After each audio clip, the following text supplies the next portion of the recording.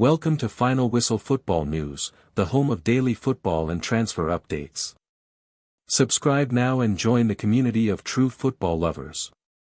Never miss a moment from the beautiful game, Man City vs Man United. Has Ruben Amorim's or Pep Guardiola's rebuild shown greater promise so far this Premier League season? Manchester City and Manchester United have a rebuild on their hands, but, despite indifferent starts, have they shown signs of promise going into the new season?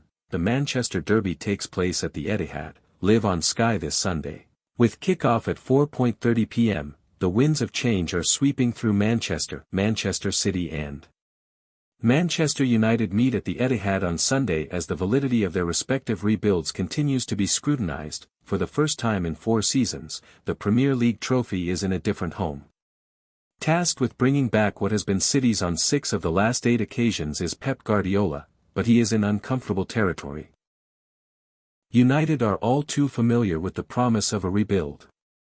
Ruben Amorim represents the 6th permanent time of asking for a manager at the Old Trafford club to restore the glories of the past, while for Guardiola, after 9 years, his longest spell at a club, he navigates another reboot to restore more recent success, for the first time in his managerial career, still yet to provide proof that his footballing concepts can bear fruit. Amorim, on the other hand, must convince fans that a record-low finish of 15th in the Premier League was a blip in his first full season at the helm. Green shoots of positivity for Amorim's Man United. United have made an indifferent start to the new season. There was a sense of positivity despite defeat in the season opener to Arsenal.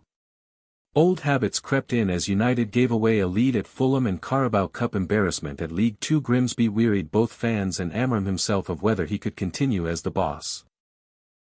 After the penalty shootout defeat at Grimsby, the Portuguese boss suggested something had to change, implying that it could not be the players, leaving the door open to speculation over his future. Days later, Amorim backtracked on his comments, putting them down to emotion, explaining, "Sometimes I want to quit, sometimes I want to be here for 20 years. That frustration perhaps could be born out of the fact that United are doing the right things but are lacking the results and points to reflect their improvements." United have only scored 1 goal from open play this season, but the underlying numbers appear much more favorable for United. It is very early on in the season, but Amorim's side have generated the most expected goals, have had the most shots and created the most chances in the Premier League so far this term, reflecting a freer, flowing attack. United have also hit the post 4 times across their 3 opening fixtures as their new look forward line attempts to improve on their return.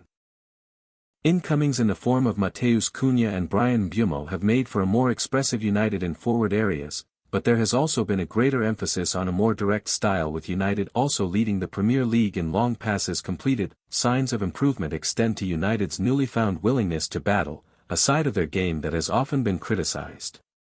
Only one side has bettered United this season when it comes to duels won and aerial duels won. Amorim will be desperate for his side's promising numbers to translate into victories. United's win over Burnley before the break was a much-needed one, but the Manchester Derby offers further opportunity to reflect proof of concept. Guardiola is the only current manager that Amorim has faced more than once in the Premier League while remaining undefeated. Amorim beat Guardiola twice during the 2024-25 season, the first as he led Sporting to a 4-1 victory in the Champions League days before taking up his post at Old Trafford. Ahmad then sealed a late comeback win for Amorim at the Etihad last December. The Manchester Derby ended goalless when the two last met in April. City's Blues drip into the new season. City's unprecedented dip in form last season pushed the club into uncharted territory. Their lowest points total under Guardiola in a trophyless campaign last term prompted a summer rebuild. But their woes have dripped into the new season, with Guardiola making his worst start to a league campaign since 2008. Kevin De Bruyne's departure signaled a new era at the Etihad. Summer signings James Trafford, Gianluigi Donnarumma, Ryan Cherki, Ryan Aït-Nouri and Tijani Reinders added to January acquisitions of Abdulkadir Kuzanov, Vida Reis and Omar Marmush, among others, to create a new-look City under a new director of football, Hugo Viana. However, with just 1 win on the table in the Premier League so far, the new Man City have made a stuttering start. Changes to the technical staff appear to have had some impact. Former Liverpool assistant Pep Guardiola has joined Guardiola in the dugout alongside Kolo Touré. Linders, Jurgen Klopp's former right-hand man, was famed for his part in Liverpool's dynamic, high-octane approach. Jamie Carragher, after City's resounding opening victory at Wolves, noted City's rock and roll approach, akin to Klopp's Liverpool. It felt like in the game, it's almost like a little bit of an obsession, certainly in the first half, about catching them offside, Carragher said on Monday Night Football. We always know Pep's team like to push up. We get all that, but that was something a little bit different.